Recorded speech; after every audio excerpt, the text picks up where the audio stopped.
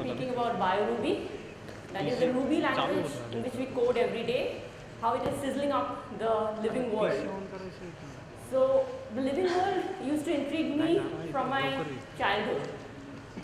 What is the biology, how it determines the difficult functionalities inside our body, what is nature. I like to connect with the nature in everything I do. So myself, Doel Sengupta, I wanted to be a doctor in my childhood. But little did I know at that point of time that I'll be presenting in front of you all as a coder. So nowadays, I code in Ruby, Ruby on Rails, making web applications, mobile applications and all. So myself, Doel, will be presenting in Manu on BioRuby. Hello everyone, I am Manu Sindhal. I am a Rubyist who loves to code on Ruby, and besides coding, I am very much interested in playing tennis. So today we will be presenting on BioRuby. Let me tell you one thing, please bear with us if at times you feel that you are sitting in a biology class. Actually it's necessary to explain the BioRuby, it's necessary for explaining BioRuby. We need to explain the concepts of biology. So please bear with us if you feel at times that you are sitting in a biology class. So what is BioRuby? BioRuby is an open source Ruby library with classes for DNA parts, DNA sequencing, protein analysis, database parsing, and it has concepts of BioGen, and it also interacts with various bioresources. Manu, those were heavy terms. Can we have something discrete? Sure. Let's take it one by one. First will be DNA analysis. So before we jump into DNA analysis, let me ask you, can you spot any significant difference in any of these?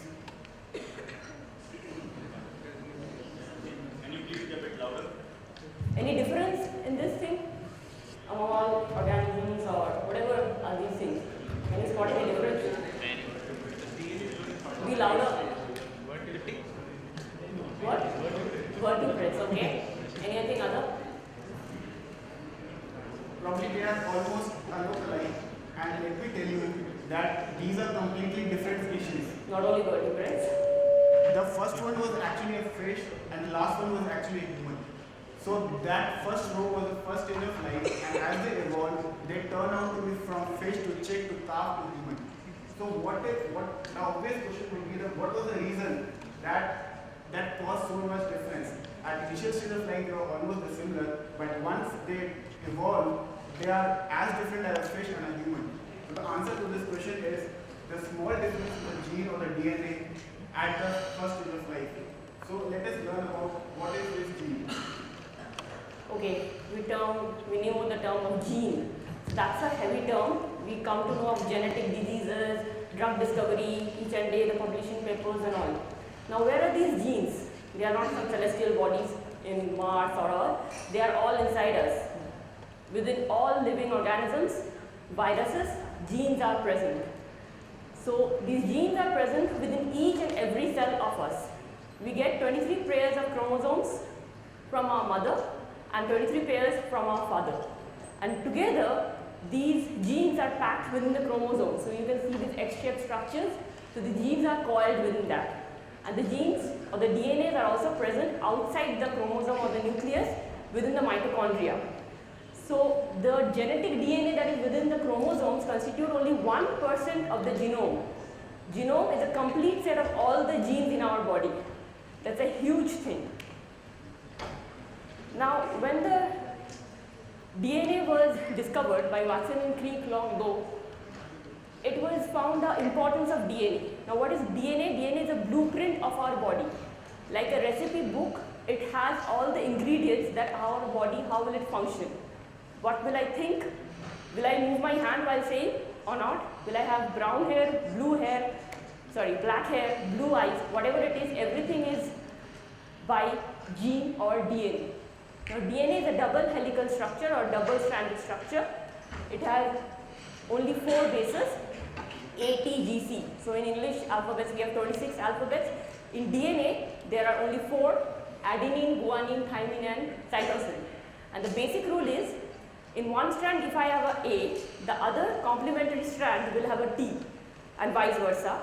and a G in one strand will make a C, will pair up with a C in another. So it is always A with T or T with A and G with C or C with G. Other way it is not possible. Similarly, another macromolecule called RNA or ribonucleic acid, both of them together helps in protein. We'll come back to that a bit later. So we have trillions of cells in our body. Within each cell, we have these genes that have these bases, that is A, T, G, C, that is around 3 billion base pairs in one human being. 3 billion base pairs. And that requires 3 GB of data to be stored within each cell. So if we like to constitute that, that comes to be 3 GB.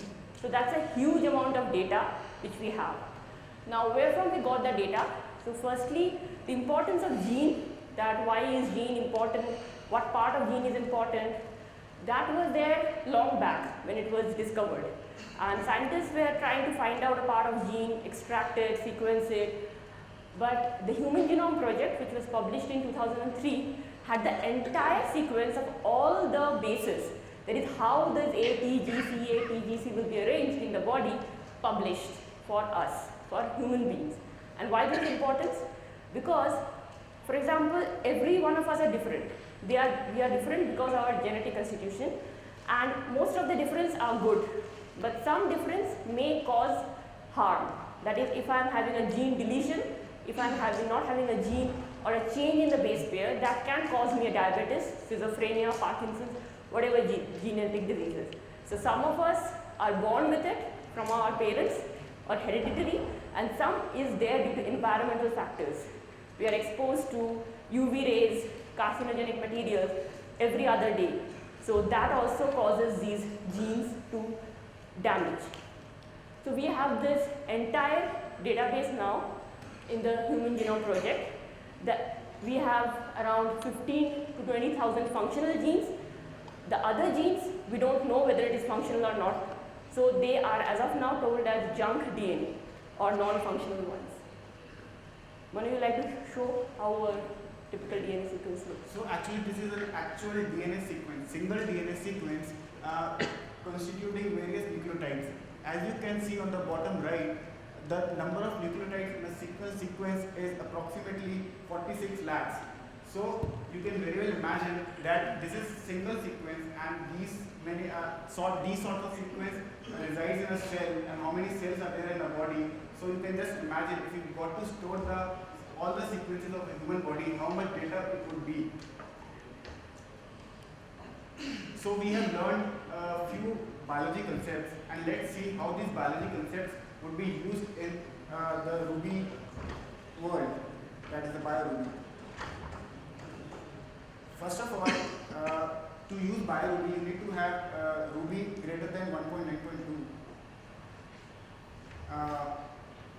And to use BioRuby, we need to have this gem installed with the name Bio. Right? If your gem is installed, BioGem is installed, you can run this command BioRuby, and it will open a new shell with the BioRuby. Right. So here what we will try to do is we will create a sequence of DNA, and let's see if we can, what all operations can we perform on that sequence. This is the syntax of creating a sequence in BioRuby. Like sequence is equal to bio sequence na.new and some nucleotide sequence, that is ATGC. Here Na stands for nucleic acid. So nucleic acid, by nucleic acid it can have a DNA sequence or an RNA sequence. And since we have this T nucleotide, it means that it was a DNA sequence. And these sequences are nothing but strings. So what all operations you can perform on strings in Ruby, you can always perform on these sequences. The first function that I'll show you is the composition. Right. So composition will give you the number of each of the nucleotides present in that sequence.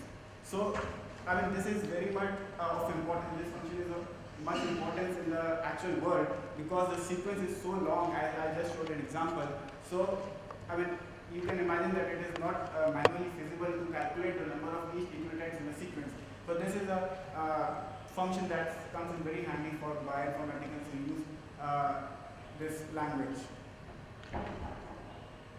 Next example that I'll show you is of complement. As we just learned that there are two strands of a DNA, and the sequence that I took in the first example was of a single strand, and it is very oftenly used to know that what is the sequence of these nucleotides in the opposite strand. So to know the sequence of these DNAs in the opposite strand, we use this function called complement. It will give you the complement of those sequence in the opposite strand. As we know that A pairs with T and T pairs with A, and this complement will give you the complement in the reverse direction. As you can see that the sequence that I created, it started with 4 A's from the last. So we have 4 T's at the starting and C for G and G for C similarly. So this comes in very handy for the bioinformatics because it is not at all manually possible to find out the complement or the sequence of nucleotides in the opposite strand. So this is the way how biology is actually helping out people who are concerned with this field. Next function that I'll show you is of illegal basis. So it is, since it is dealing with so huge data, it is quite probable that at times that illegal characters or characters which are not actually nucleotides creep in.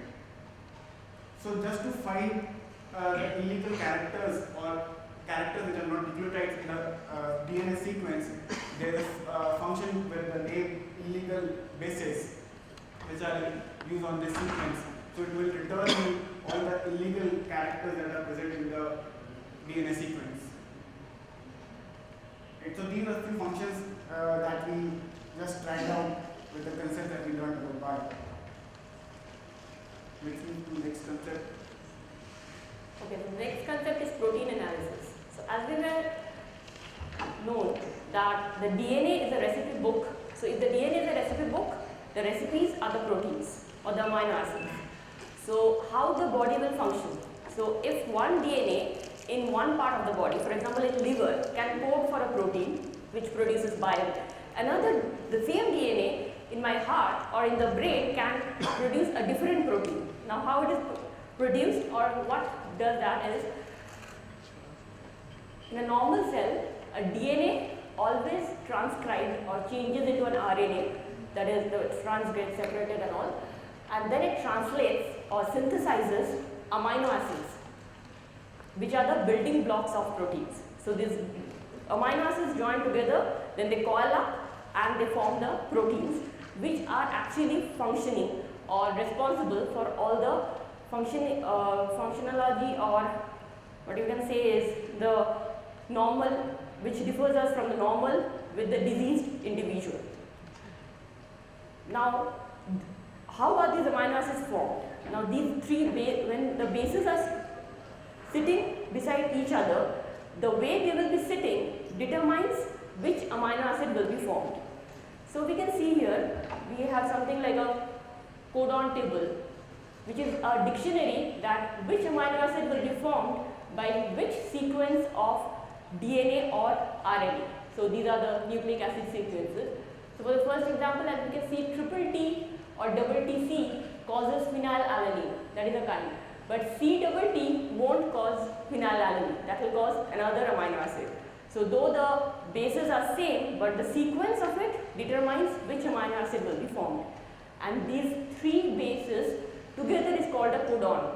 That is important because that determines which amino acid will be formed, whereby which protein will be formed joining all these amino acids. Too much of biology. Let's go to some concepts where BioRuby is helping us with that. So firstly, here I am creating an RNA sequence. RNA sequence is similar to a DNA one, just the T's there are replaced with a U. So that is also a nucleic acid sequence where we are having a couple of A, G, C and U. So RNA will be translated into amino acid just by the call of that dot translate method. And when we call that, we will be seeing that there are some capital letters coming up, S, N, Q. So these are the very short forms of the amino acids which are present. On calling translate.names, we will be getting the entire name of the amino acids which are produced, nothing but serine, methionine and glutamine. And there are 3-letter codes which are used for each of these amino acids. So when we call dot codes, we will be getting the 3-letter code for each of the amino acid. For the molecular weight, we can just call the dot molecular method, where the entire 3 amino acids molecular weight will be calculated and given to us. Now, as Manu was telling that for Ruby doesn't know what is a sequence, right? It doesn't know what is an RNA, what is a DNA, what is amino acids. These are all codes there. So there, Ruby what knows is all these sequences are strings.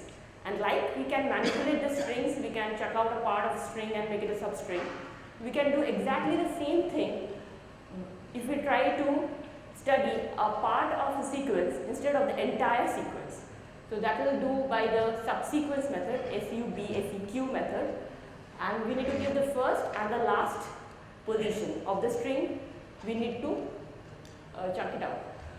One thing to remember, in Ruby, the string's first position starts from 0, but in BioRuby, as it is more related to biology or the technical people are not coding always for this, the first position is 1, it is not 0.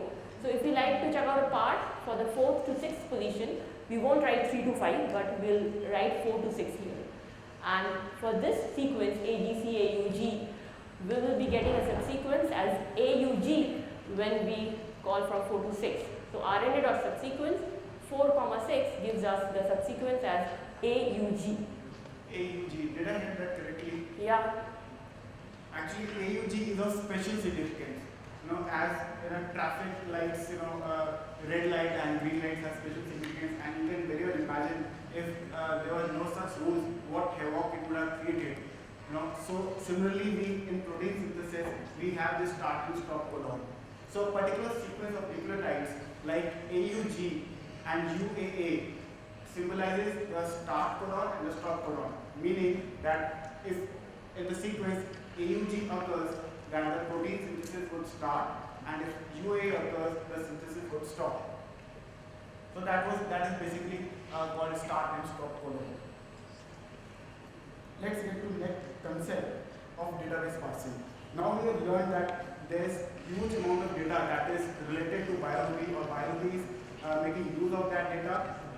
So, okay, that is a typical, that is the structure of BioRuby. As you can see in the DB folders, there are few databases like BioSQL, EMBL, FASTA, GenBank. These are various databases spread all across the world containing huge amount of genomic data. And BioRuby interacts with those databases, fetches data, and people who use BioRuby can get some knowledge out of it, can make some results out of it. Like if they find out a particular sequence is present in a particular DNA, and this sequence will lead to this disease. So I mean, it's always data is needed from those databases. These are few databases, but there are plenty of other databases for which BioRuby doesn't have a module. BioRuby core library doesn't support those interaction with those databases. So how do we interact with those databases? That is where biogems comes into use. Let me first quickly introduce what is biogems. Like in Ruby, we have Ruby gems. Similarly, in BioRuby, we have biogems. Gems starting with the name bio would automatically get added to this website, biogems.info. There are plenty of biogems already published. So these biogems are also used to interact with databases for which BioRuby doesn't have support in its core library. So there are plenty of biogems. One such database, will take an example. There is one database, UCSC database, will show you how BioRuby interacts with that database. So the Bio UCSC API gem helps us to connect to the UCSC database. UCSC database maintained by University of California in Santa Cruz that also has a wide range of genomic data from mouse, monkey, rat to us human beings. Now, why this Bio UCSC API gem is very famous or widely used among the bioinformatician. Now, we know about the active record concept in our Rails framework. So, we can have easy finder methods to fetch the record or manipulate it. We don't have to go inside the complex SQL statements. So, this Bio UCSC API gem also does the same. It has implemented the finder methods based on that active record framework, and the Bio, where from it fetches the data, are the public MySQL servers. So this UCSC database have three kinds of interfaces in order to access this data. Firstly, they have their command line tools implemented in C. They have the distributed automation system, thus, and they have these public MySQL servers whereby they update the data regularly. But this gem, Bio UCSC API gem, is interacting with this public MySQL servers. Now, like all other things, it has also have the limitation. The UCSC database also depends on other secondary database for the complete set or the analysis of the data. It is not only the data which we need to analyze it, right? So these analyses are also dependent on other databases, but our BioGem is not supporting all the dependencies as of now. It may be coming up later.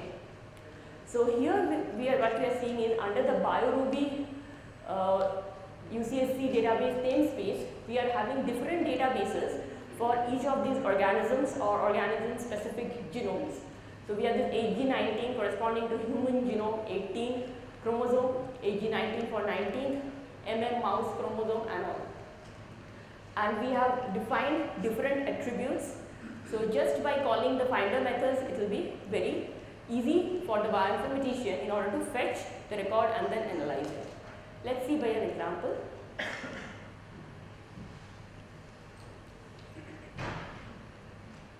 So in order to do that, like for any other Ruby gem, we need to require that.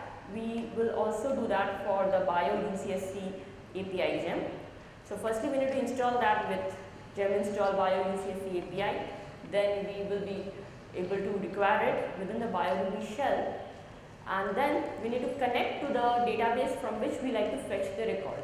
For example, if you like to fetch the record from AG19 database, then we need to connect to that database. So here what I am doing is Bio UCSC AG19.connect method. After we do that, we are defining a names array. So that names array is containing 3 genes which are there. So by the help of this gem, we will be seeing that how or where are these genes located in the chromosome. We came to know that these genes are mostly located in the chromosome, but which chromosome are they located can be found out with this gem. So I have defined 3 genes here, RS5628960, RS626, 6508, and the one ending with RS2528888 010. So when I am iterating over each of these genes and calling the .chrome method on it, we will be able to find which chromosome has been placed into. So just by calling the find by name and passing the genetic code, that is RS5626960, we will be seeing that the first 2 are present on chromosome 1, while the third one is present on chromosome 2. Right, okay. Next topic will be bioinformatics tools. There are various tools in bioinformatics, so we'll talk about such 2 tools. These tools, are used to find similarities between organisms, find similarities between DNA sequences, stuff like that. So let's talk about one such tool called BLAST. So BLAST is a bioinformatic tool which is used to find similarities between Now you might be wondering that how do I compare two organisms in a tool? Do I feed those organisms in a tool? No. So what I do is this BLAST tool takes the input of as a DNA sequence of one organism and compares with the genome of another. Like in this example, what we did was we took a protein sequence of a rat and compared with the human. So and we found that there are 10 to 12 sequences that were actually similar. And how do we find this similarity? So that there is a column in the last e-value. So the e-value column shows that if the value in that column is less than 1 e minus 4, so that shows that the two sequences are common, are similar, with an error of less than 0.01%. So this was one such tool and the use of it. Let's see another tool, FASTA. Okay, there is another very well-known tool, as Manu was telling, that is FASTA. So these sequences mostly are stored in FASTA format. So FASTA format is very well known for feeding and getting that BLAST thing also. That is how these two genetic sequences or amino acid sequences are aligned with each other. Aligned means what is the probability that we are similar to a rat or a monkey, and that is huge. So let us see that how we can create such a FASTA sequence using the BioRuby tool.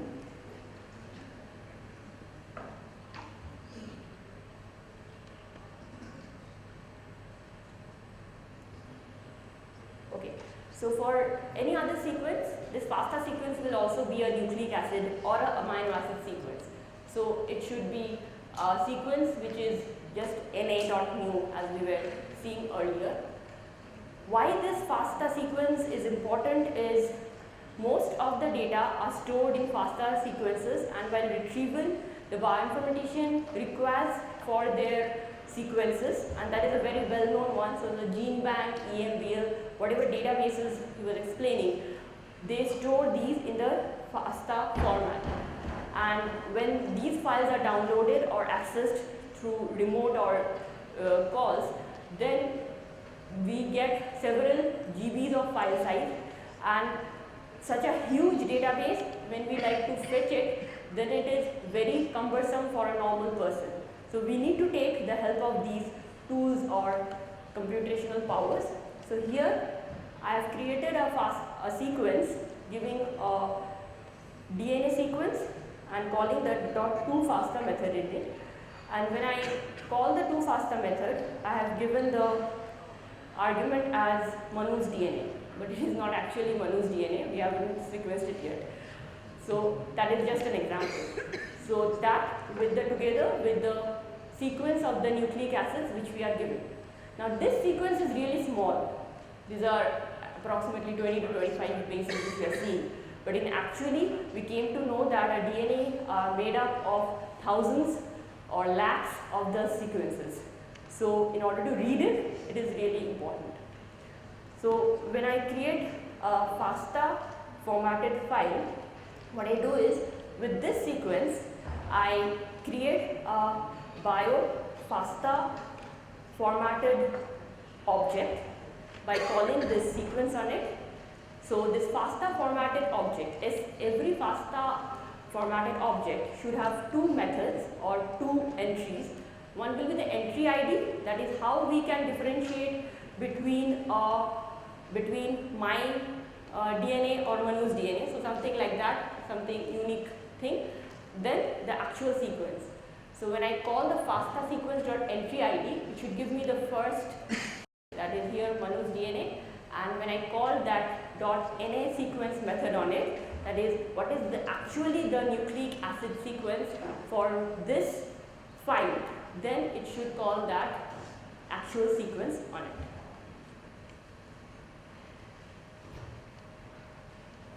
Next slide is about bioprojects. So there are various other bioprojects like BioRuby, so BioJava, BioPython, BioSQL, and BioRuby has the capability to interact with all such projects and make use of them. One question is, how can you contribute? Simple answer, publish more BioRubies, which interacts with those databases which BioRuby Core Library doesn't already have support for them. And to create a biogem, you need to have a gem installed with the name biogem, and it is sort of a generator for making biogems.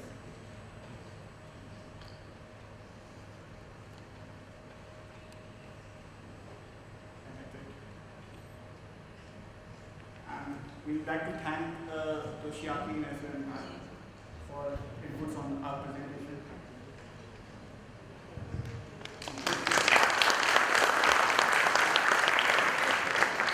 Okay, so that was quite an interesting talk. I didn't know I was similar to a rat. And I'd done a bit of bioinformatics, but didn't know that Ruby could be used for that. So thanks for giving that insight. Any questions from the audience? Yeah.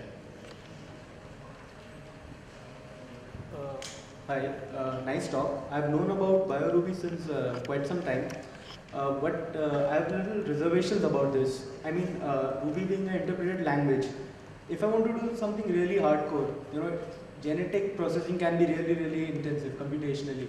So, how much can Ruby take basically, or any interpreted language for that matter? Let's say BioPython even. So actually, why these languages are used, BioPerl or BioPython? Because these are easy to use. Easier to So use for for a biological, bioinformatician, so it is very difficult for them to use very hardcore languages, with compiled languages, because to know about the intricacies of it. So the terminology is like we are just calling a method dot sequence, and they know what a sequence is, right? So they are just calling the method to get the sequence, and their result is to get the sequence or the complement or the composition, whatever it is. They for that they can wait a bit for that, but for progressing up, we need some easy to use languages like BioPerl is heavily used, but Ruby has the capability for the bioflat files. For example, for the databases, they interact with the bioflat file classes. So mostly these databases are in the flat file formats. So the way we can interact with the flat files and manipulate that, and Ruby doesn't have this means for the sequence. Means normally for a genetic sequence we have around millions of base pairs, right?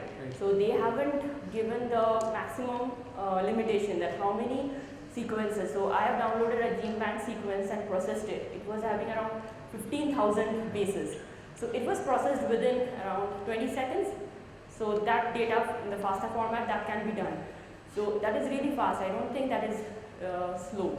But yes, for you, if we are trying to do other than that, means very big sequences, always there is limitation, and that limitation I think will be there for all the languages. Like there's no major performance trade-off between various bio languages. Yes, for BioJava, if you see, for BioJava they are mainly performance intensive, you can see, but BioRuby is mostly used, means it has been come up with this KEGG labs, so they have started because of its ease to use. So the amount of people, quality versus quantity. So there obviously is a trade-off. So why these one of the bio project is greater important than other? Each one has its own characteristics. So BioRuby's major focus is to interact with this database, the flat files, how we can fetch the data from there, and how easily we can do that. So that ease of doing that is a major thing which BioRuby is. Thank you. Anyone has any other questions? Yeah.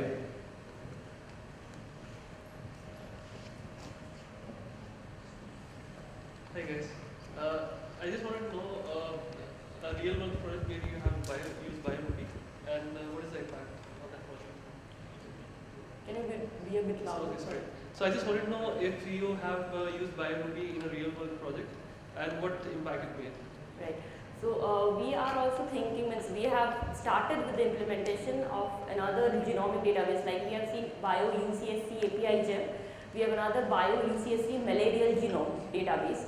So we were trying to connect with that database and fetch the record. Now why we are choosing this malarial genome is because malaria is as we Indians, we know that how many people are getting affected with malaria each year. So the reported data is 50,000, but the unreported by World Health Organization says it is over the lakhs. So the reported are the only people who gets into the hospitals and get tested.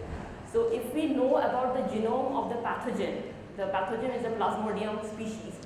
Now that is very complex, the genome is very complex because when it is in our blood, it is one kind of genetic constitution. When it goes to our liver, the genetic constitution changes. So the viruses has that capability to change it, and the vaccines which are being developed are not so much potent as of now. So they are trying to come up with a DNA vaccine which will help us to prevent malaria. So we are trying to develop a gem which will connect to this genome database of UCSC and will help us in order to find out these DNA vaccines. Probably the drug companies can get the data more easily and work on that. Okay, that's cool. Really cool. Thank you. So I had a question. Why do you need to use something like BioGem instead of using the regular gem? Is it what exactly does BioGem do which the normal RubyGem doesn't do? No, nothing exactly. But as you have seen here, BioGems is dependent on the BioRuby code library. So whatever features have already been implemented in BioRuby code library will be there already included in that BioGem, and BioGem is actually a Ruby gem. So you will find that in the rubygems.org and that biogems.info also, but the only difference is it is more related to the biological field. So that's it. We can take this last question now. So here it goes to you.